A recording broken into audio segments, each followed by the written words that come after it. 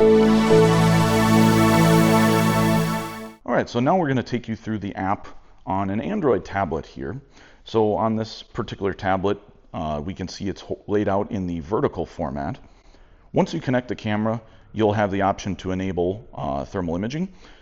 It's important to keep in mind that the app may ask you for permission on a few different things that you will need to approve the first time you connect. So we're just going to walk through the menus one by one here. So the first thing we're going to show you is actually the AI assistant. Now this is a beta function on the tool. It is not, shall we say, officially debuted or whatnot, but it does have a number of different pretty cool stuff that you can do.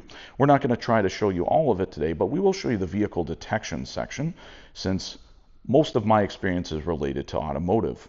So what we see here is there are some parameters that it asks us to check and modify right away. So basically the distance of the camera from the objects you're checking the temperature on, as well as the ambient temperature, so the room that you're in or the environment, and also the emissivity of the components you are looking at. So you can Google search emissivity of various substances and it will tell you roughly what they are, but that is important if you are looking to get really accurate measurements. So we're going to confirm, just leave it on default for this demonstration.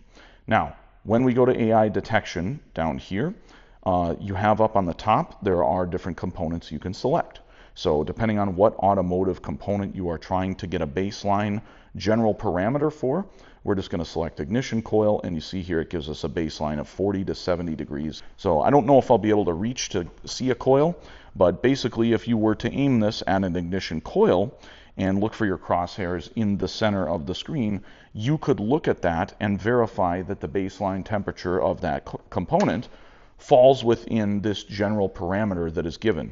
Now, if we hit the little I, they also give you a little bit of a description here, just kind of laying out, hey, this is what it means, etc.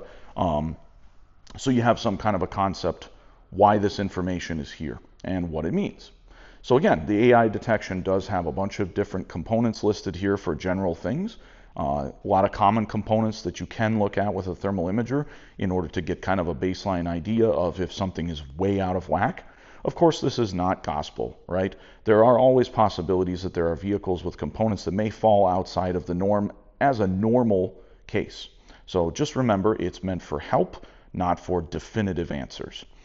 Additionally, we'll go back here on the main screen.